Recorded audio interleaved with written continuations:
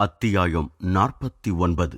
1940 முதல் 1951 வரை. நாங்கள் தியானத்தின் மதிப்பை உண்மையாகவே கற்றுக்கொண்டோம். மேலும் எங்கள் உள்ளார்ந்த அமைதியை எதுவும் குலைக்க முடியாது என்பதும் எங்களுக்கு தெரியும். சென்ற சில வாரங்களில் நடந்த எங்கள் கூட்டங்களின் போது நாங்கள் ஆகாய தாக்குதல் எச்சரிக்கைகளையும் தாமதித்து வெடித்த வெடிகுண்டுகளின் பலத்த சத்தத்தையும் கேட்டோம். ஆனாலும் எங்கள் மாணவர்கள் இன்னும் கூடுகிறார்கள். அருமையான சத்சங்க நிகழ்ச்சிகளை நாங்கள் முற்றிலும் அனுபவிக்கிறோம். இந்த தைரியமான செய்தி லண்டன் செல்ஃப் ரியலைசேஷன் ஃபெலோஷிப் மையத்தின் தலைவரால் எழுதிய கடிதத்தில் காணப்பட்டது. அமெரிக்கா 2வது உலகப் போரில் ஈடுபடுவதற்கு முன்னால் போரால் பாழ்படுத்தப்பட்ட இங்கிலாந்திலிருந்தும் ஐரோப்பாவிலிருந்தும் எனக்கு வந்த எத்தனையோ கடிதங்களில் இதுவும் ஒன்றாகும். லண்டனில் the wisdom of the east series என்ற பத்திரிகையின் பிரபல ஆசிரியரான டாக்டர் எல் கிரான்மர் பிங் 1942 பின்வருமாறு எனக்கு எழுதினார். நான் ஈஸ்ட் வெஸ்ட் படித்த பொழுது நாம் வெகு தூரம் பிரிந்து இருப்பதைப் போல் தோன்றுவதை, இரு வெவ்வேறு உலகங்களில் வசிப்பது போல் தோன்றுவதை உணர்ந்தேன்.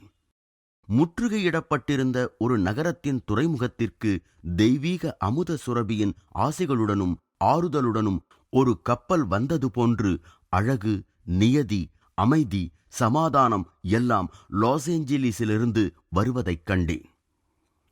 ஒரு கனவில் காண்பது போல் உங்கள் பனந்தோப்பையும் மலைக்காட்சிகள், நீண்டு கிடக்கும் கடற்கரை ஆகியவற்றைக் கொண்ட என்சினிடஸ் ஆலயத்தையும் எல்லாவற்றையும் விட ஆத்மார்த்தத்தில் ஈடுபட்ட ஆண்களும் பெண்களும் கொண்ட ஒரு சமூகம் ஒற்றுமையுடன் ஒரு குழுவாக ஆக்கப்பணியில் முழுமையாக ஈடுபடுவதுடன் தியானத்திலும் ஆழ்ந்து செயல்படுவதை காண்கிறேன். காவல் கோபுரத்தின் மீது விடியலுக்காக காத்திருக்கும் ஒரு சாதாரண படைவீரன் எல்லா தோழர்களுக்கும் எழுதிய வாழ்த்துக்கள். கலிபோர்னியா ஹாலிவுட்டில் செல்ஃப் ரியலைசேஷன் ஃபெலோஷிப் தொண்டர்களால் சர்வ மத ஆலயம் சர்ச் ஆஃப் ஆல் ரிலிஜன்ஸ் ஒன்று கட்டப்பட்டு 1942 அர்ப்பணம் செய்யப்பட்டது. ஓராண்டிற்கு பிறகு மற்றொரு ஆலயம் கலிபோர்னியா சாண்டியோகோவில் நிறுவப்பட்டது. 1947 கலிபோர்னியா லாங் பீச் என்ற இடத்தில் மற்றொன்று கட்டப்பட்டது.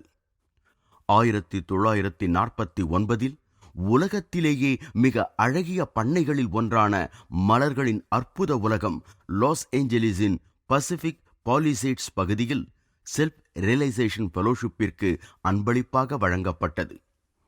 அப்பண்ணை 10 ஏக்கர் நிலப்பரப்பில் நாலா பக்கமும் பசுமையான குன்றுகளால் சூழப்பட்ட ஓர் இயற்கையான அரங்கமாகும்.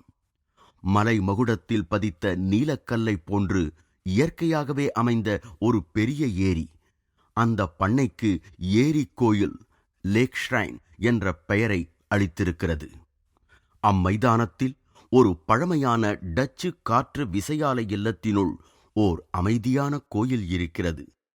கீழ்த்தளத்தில் அமைக்கப்பட்டிருந்த தோட்டத்தின் அருகில் ஒரு நீர் உருளை நிதான கதியில் இயங்கியவாறு இருக்கிறது. சீனாவின் 2 சலவைக்கல் சிலைகள், ஒன்று பகவான் புத்தரின் சிலை, இன்னொன்று குவான் யின் பராசக்தியின் சீன உருவகம் அவ்விடத்தை அலங்கரிக்கின்றன. ஒரு நீர்வீழ்ச்சியின் மேலுள்ள குன்றின் மீது கிறிஸ்துவின் முழு உருவச் சிலை ஒன்று சாந்தமான முகத்துடனும் தளர்ந்து தொங்கும் அங்கிகளுடனும் இரவு நேரங்களில் சிறப்பாக பிரகாசிக்கும்படி அமைக்கப்பட்டிருக்கிறது. 1950 அமெரிக்காவில் செல்ஃப் ரியலைசேஷன் ஃபெலோஷிப் தோன்றிய 30வது ஆண்டு நிறைவு பெற்ற தருணத்தில் மகாத்மா காந்தி உலக சமாதான நினைவு சின்னம், Mahatma Gandhi world piece memorial ஒன்று ஏரிக்கரையில் அர்ப்பணிக்கப்பட்டது. இந்தியாவிலிருந்து அனுப்பப்பட்ட மகாத்மாவின் அஸ்தியில் ஒரு பாகம் 1000 வருட புராதன கல்லறையில் வைத்து கோயில் கட்டப்பட்டது. 1951 ஹாலிவுட்டில் செல்ஃப் ரியலைசேஷன் ஃபெலோஷிப்பின் இந்திய மையம் இந்தியா சென்டர் ஒன்று ஸ்தாபிக்கப்பட்டது. கலிபோர்னியாவின் லெப்டினன்ட் கவர்னர் திரு குட்வின் ஜே நைட் என்பவரும் இந்திய தூதரக தலைவரான கான்சல் ஜெனரல் ஆஃப் இந்தியா திரு எம்.ஆர். அஹூஜாவும் என்னுடன் அர்ப்பணிக்கும் சடங்கில் கலந்து கொண்டனர். இவ்விடத்தில் 250 பேர்கள் அமரக்கூடிய இந்திய ஹால் என்னும் கலையரங்கம் ஒன்று உள்ளது. பல்வேறு மையங்களுக்கு புதிதாக வருபவர்கள் அடிக்கடி யோகம் என்பதற்கு மேலும் விளக்கம் வேண்டுமென்று விரும்புகிறார்கள். சில சமயங்களில் நான் கேள்விப்படும் வினா இதுதான்: யோக முறை அச்சடித்த தாள்களின் மூலம் படித்து பலனறிய முடியாதது. ஆனால் ஒரு குருவின் அருகிலிருந்து அவரது வழிகாட்டுதலின் மூலமே அதனை அறிய முடியும் என்னும் சில ஸ்தாபனங்களின் கூற்று உண்மையானதா? இந்த அணுயுகத்தில் யோக முறை யோகதா சத்சங்க பாடங்கள் போன்ற போதனா முறை ஒன்றினால் கற்பிக்கப்பட வேண்டும்.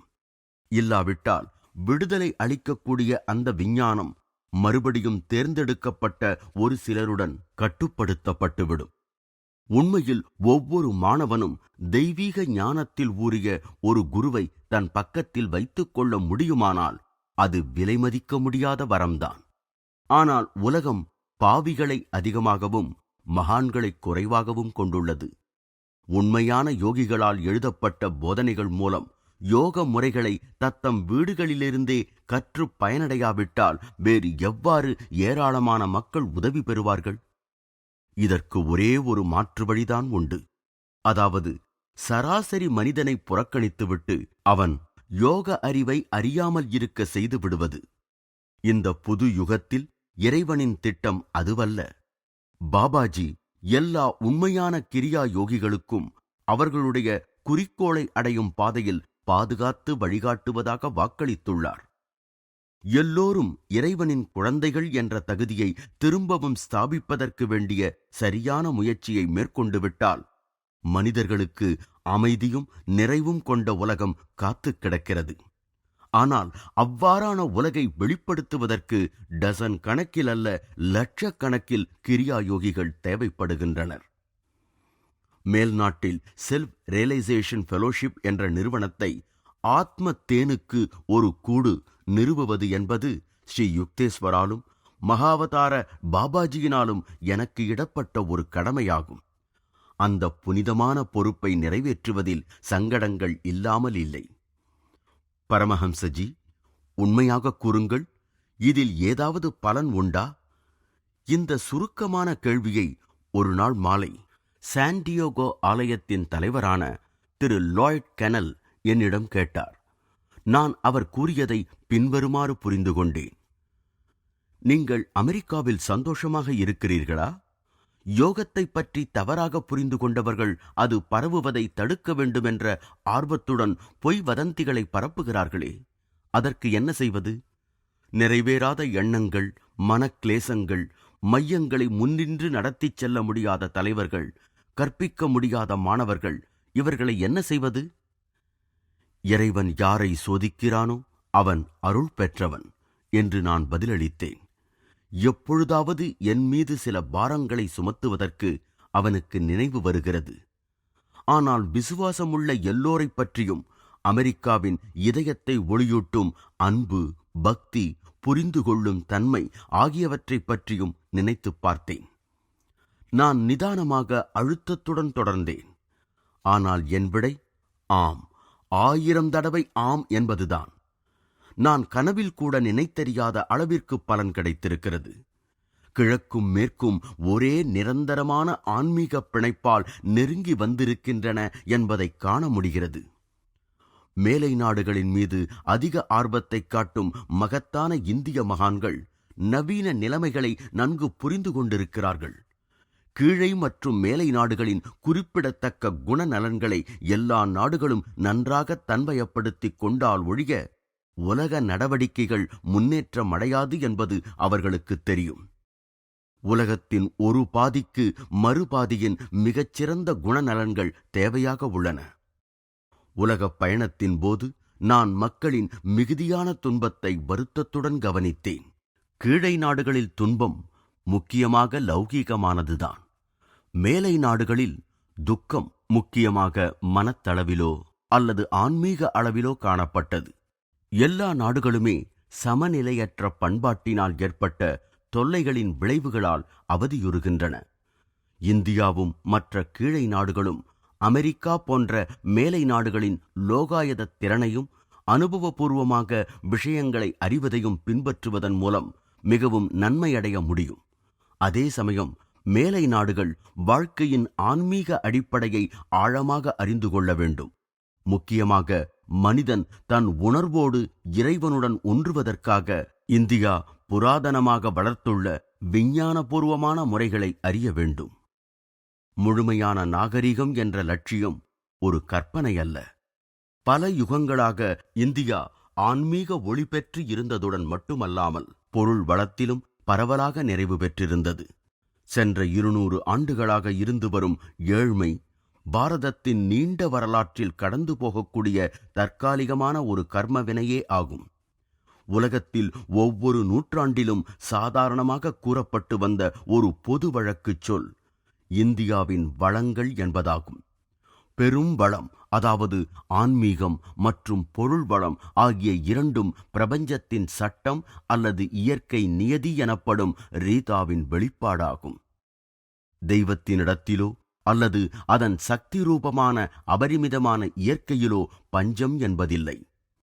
எண்ணற்ற விதங்களில் ஆன்மீகத்தை வெளிப்படுத்தி லௌகீக விஷயங்கள் மீது ஆதிக்கம் செலுத்தப்படலாம் என்பதை முழுமையாக கற்றுணர்வதற்காக மனிதன் அடுத்தடுத்த பிறவிகளில் இக்குறிப்பிட்ட மண்ணுலகத்திற்கு ஈர்க்கப்படுகிறான் என்று இந்து மத நூல்கள் போதிக்கின்றன. கிழக்கும் மேற்கும் இந்த மகத்தான உண்மையை வெவ்வேறு விதங்களில் கற்றுக்கொள்கின்றன. மேலும் தாங்கள் கண்டுபிடித்ததை ஒருவருக்கொருவர் பகிர்ந்து கொள்ள வேண்டும். ஏழ்மை, வியாதி, ஆன்ம அஞ்ஞானம் போன்றவற்றிலிருந்து விடுதலை பெற்ற ஓர் உலக நாகரிகத்தை எய்த வேண்டி அவனுடைய மண்ணுலக மக்கள் சிரமத்துடன் முயல்வது இறைவனுக்கு மகிழ்ச்சியை கொடுக்கக்கூடியது என்பதில் எந்த ஐயமும் இல்லை. தன் இறை ஆதாரத்தை மனிதன் மறந்து விடுவதுதான் தனக்குள்ள சுதந்திரமாக தீர்மானம் செய்யும் உரிமையை தவறாக பயன்படுத்துவதன் விளைவு எல்லாவிதமான தொல்லைகளுக்கும் மூலக்காரணம். மனித பண்பு நிறைந்த உருவமற்ற தன்மையான சமூகம் என்பதன் மீது சுமத்தப்படும் கேடுகளுக்கு உண்மையிலேயே ஒவ்வொரு மனிதனும் பொறுப்பாக்கப்பட வேண்டும். உட்டோப்பியா என்னும் லட்சிய கற்பனை சமுதாயம் ஒரு சமூக குணநலனாக மலர்வதற்கு முன்னால் தனி மனிதனின் இதயத்தில் மலர வேண்டும். உள்ளார்ந்த சீர்திருத்தங்கள் இயல்பாகவே வெளிப்படையான சீர்திருத்தங்களுக்கு வழிநடத்திச் செல்லும். தன்னைத்தானே திருத்திக் கொண்ட ஒருவன் ஆயிரக்கணக்கானவர்களை திருந்தச் செய்வான். காலத்தின் சோதனையை தாங்கிய உலக சமய நூல்களின் சாரம் மனிதனை மேல்நோக்கிய பயணத்தில் ஊக்குவிப்பது ஒன்றேயாகும். என் வாழ்வின் மிக மகிழ்ச்சியான காலங்களில் ஒன்று செல்ஃப் ரியலைசேஷன் சஞ்சிகைக்காக புதிய ஏற்பாட்டின் ஒரு பாகத்தை விளக்கிக் கூறியவாறு கழித்த காலமாகும். 20 நூற்றாண்டுகளாக கிறிஸ்துவின் பல சொற்கள் வருந்தத்தக்க முறையில் தவறாக புரிந்து கொள்ளப்பட்டு வந்துள்ளன. அவருடைய சொற்களின் உண்மையான பொருளை உணர எனக்கு வழிகாட்டும்படி கிறிஸ்துவை வெகு தீவிரமாக வேண்டினேன். ஓர் இரவு நான் மௌனமாக பிரார்த்தனையில் ஈடுபட்டிருந்த பொழுது என்சினிட்டிஸ் ஆசிரமத்தில் என் அமரும் அறை பல்வண்ண நீல ஒளியால் நிரம்பியது. நான் புனித தெய்வமான இயேசுவின் பிரகாசமான உருவத்தைக் கண்டேன். அவர் கிட்டத்தட்ட 25 வயது இளைஞனாக அடர்த்தியற்ற தாடி மீசையுடன் இருந்தார். அவரது நீண்ட கருமையான தலைமுடி நடுவில் பிரிக்கப்பட்டு தங்கமயமான ஒளிவட்டத்துடன் விளங்கியது.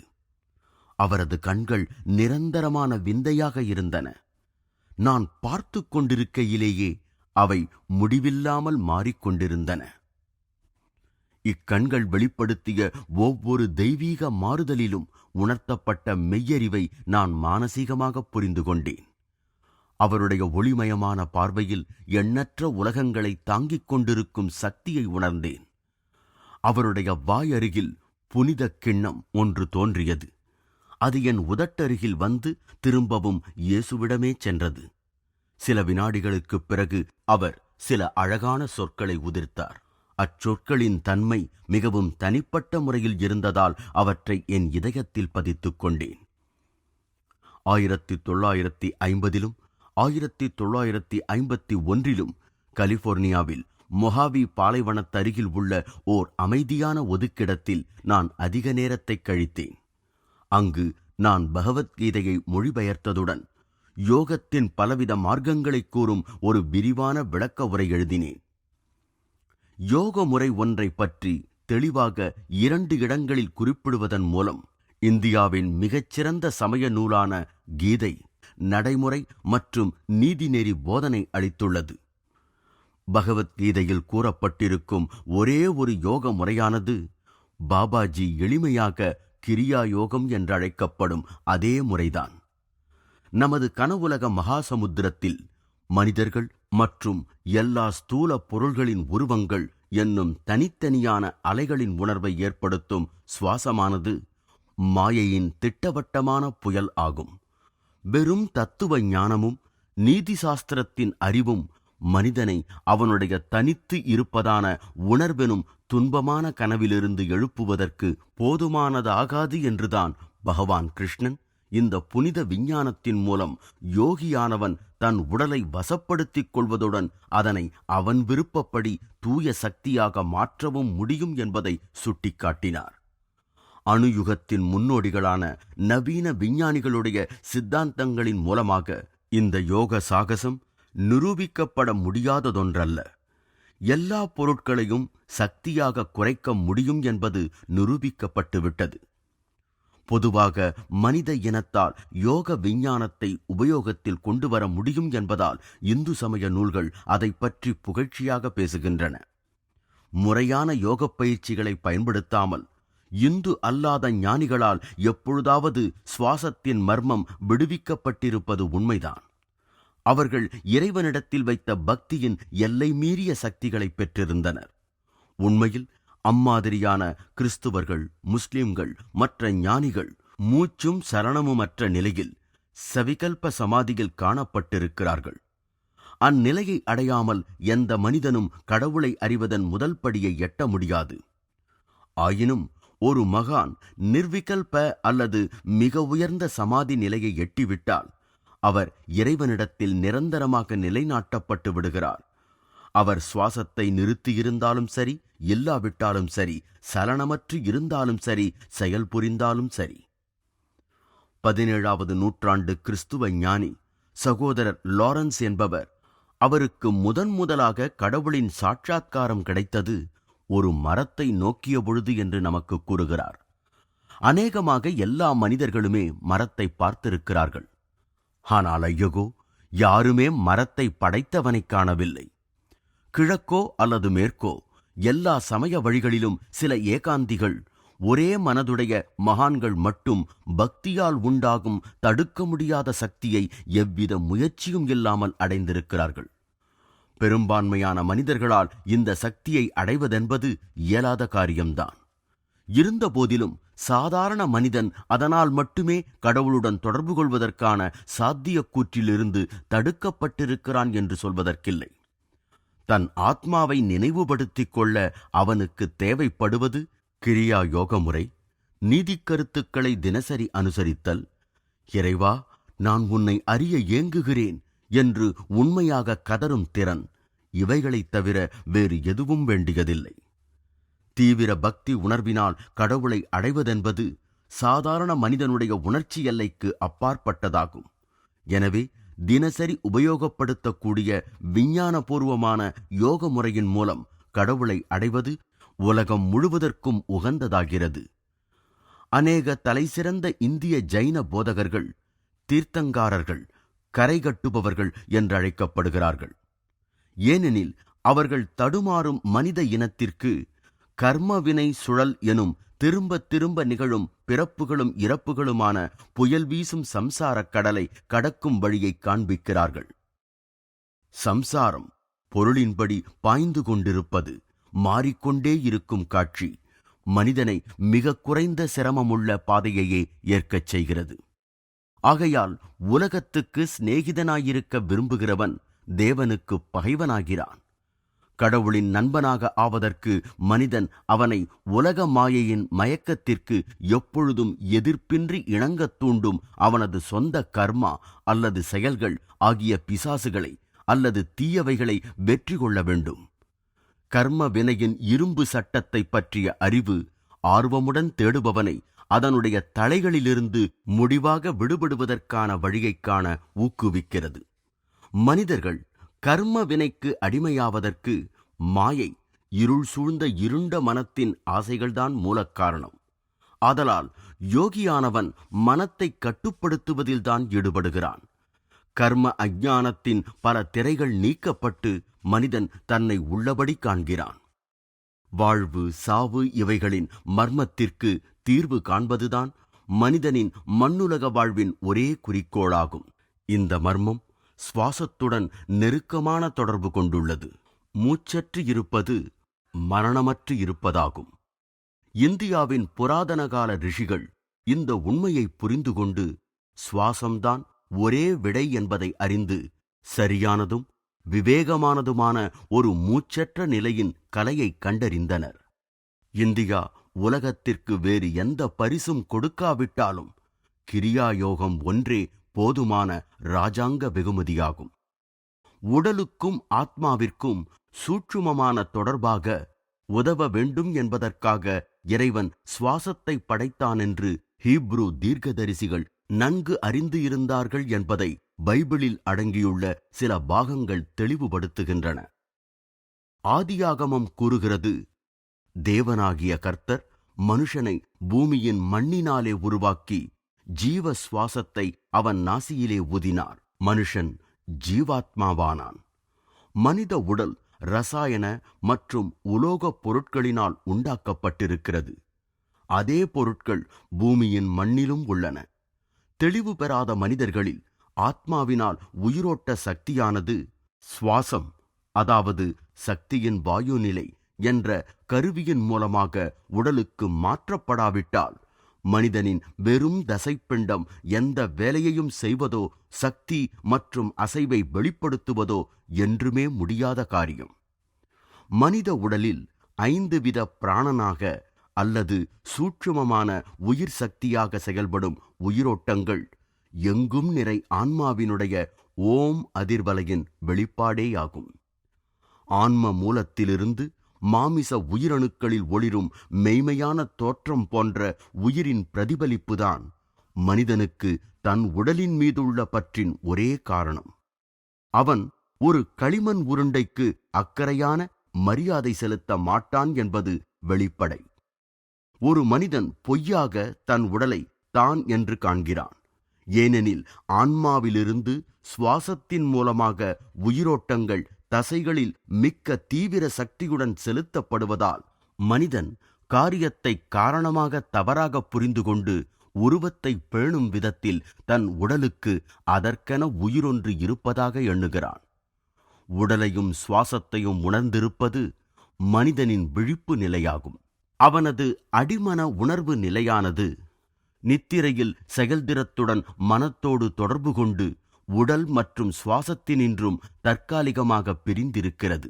தன் இருப்பு உடலையும் சுவாசத்தையும் சார்ந்திருக்கிறது என்ற மாயையிலிருந்து விடுபடுவது அவனது உயர் உணர்வு நிலையாகும்.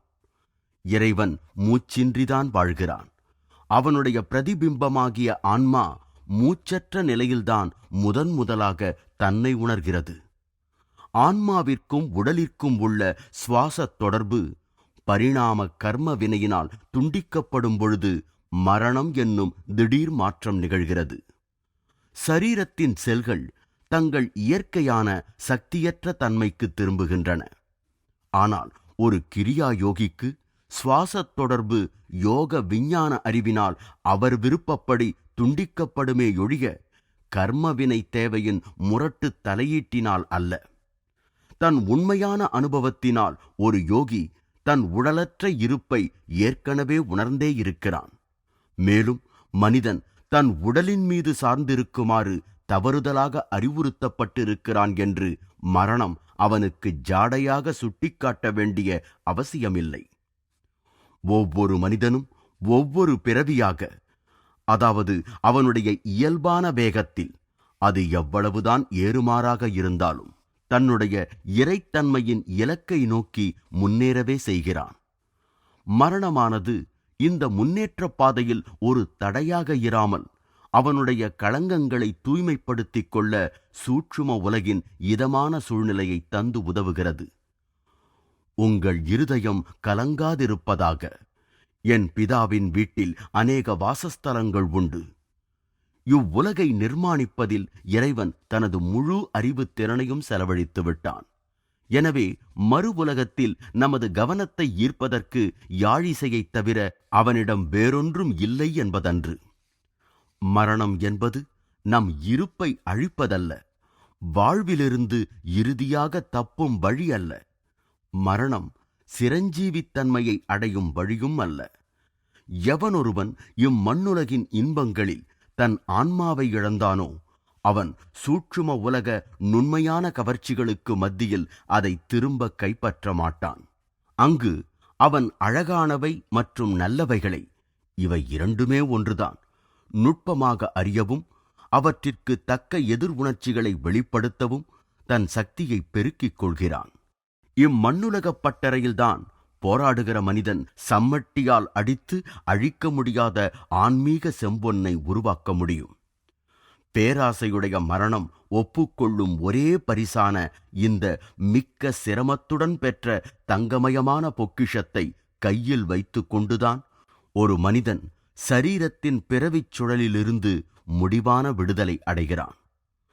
நான் பல வருடங்கள் என்சினிடஸிலும் லாஸ் ஏஞ்சலிஸிலும் பதஞ்சலியின் யோக சூத்திரங்களைப் பற்றியும் மற்ற ஆழ்ந்த இந்து தத்துவ நூல்களைப் பற்றியும் வகுப்புகள் நடத்தினேன். ஒரு நாள் மாலை வகுப்பு மாணவர் ஒருவர், கடவுள் ஏன் உடலையும் ஆன்மாவையும் ஒருங்கே இணைத்தார் என்ற கேள்வியை கேட்டார். படைப்பு என்னும் பரிணாம வளர்ச்சி நாடகத்தை ஆரம்பத்தில் நடத்தவிட்டதில் அவருடைய நோக்கம் என்னவாக இருக்க முடியும்? இம்மாதிரியான கேள்விகளை எண்ணற்ற பேர்கள் இதற்கு முன் கேட்டிருக்கிறார்கள். தத்துவ ஞானிகள் இக்கேள்விகளுக்கு முழு விடையளிக்க வீணே முயன்றிருக்கிறார்கள். சில மர்மங்களை நிரந்தரத்தில் தேடுவதற்காக விட்டுவிடவும் என்று ஸ்ரீ யுக்தேஸ்வர் புன்னகையுடன் கூறுவது வழக்கம். படைக்கப்படாத தனி முதலின் நினைத்தறிய முடியாத நோக்கங்களை மனிதனுடைய எல்லைக்குட்பட்ட பகுத்தறிவு சக்தி எப்படி புரிந்து கொள்ள முடியும்? ஆதி அந்தமற்ற விளைவிக்கப்படாத கடவுள் என்ற மர்மத்தின் முன்னால் சாதாரண உலகத்தின் காரண காரிய கொள்கையினால் பிணைக்கப்பட்ட மனித பகுத்தறிவு குழம்புகிறது. இருந்தபோதிலும் மனிதனின் அறிவு படைப்பின் மர்மத்தை ஆழங்காண முடியாவிட்டாலும் ஒரு பக்தனுக்காக இறுதியில் ஒவ்வொரு மர்மமும் இறைவனாலேயே தீர்க்கப்படுகிறது.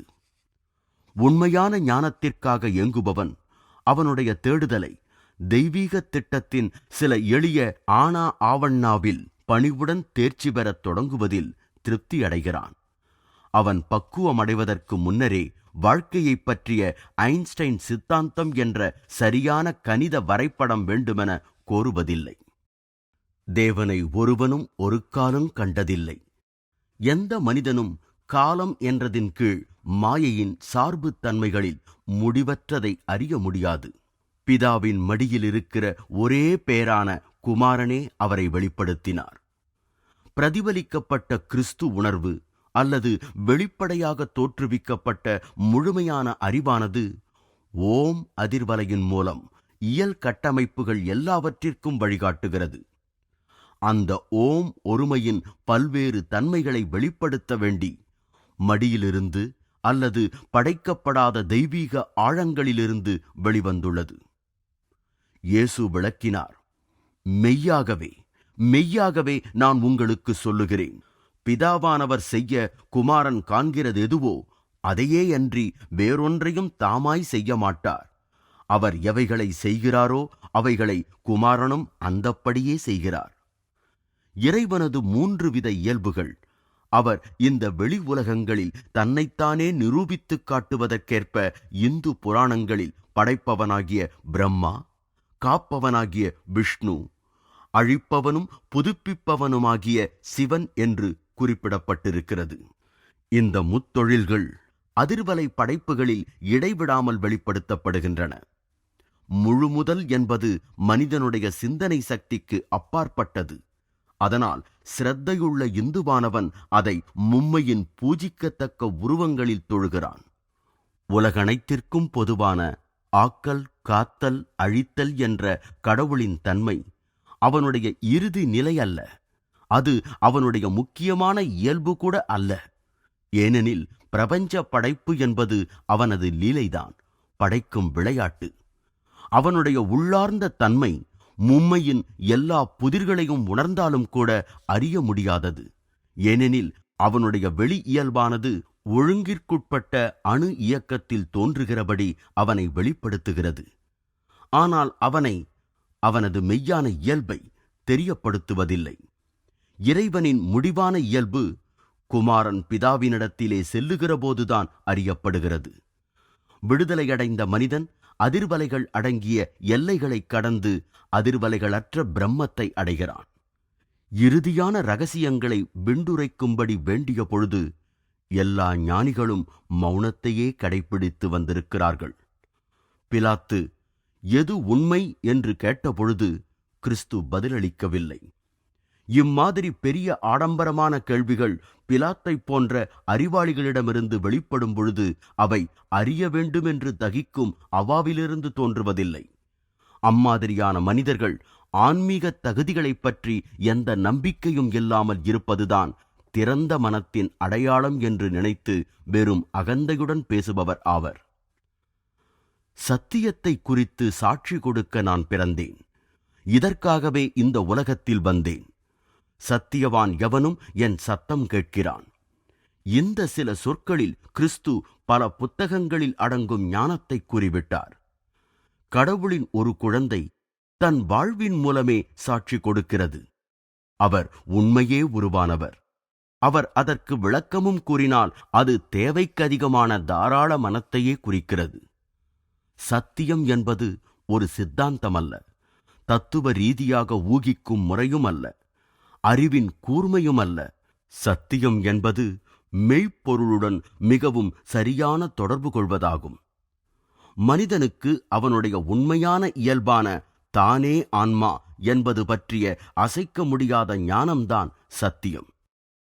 இயேசு அவருடைய ஒவ்வொரு செயல் மற்றும் ஒவ்வொரு சொல்லின் மூலமும் தன் இருப்பின் உண்மையை கடவுளிடமிருந்து தான் வந்தவர் என்பதை தான் அறிந்திருந்ததாக நிரூபித்தார்.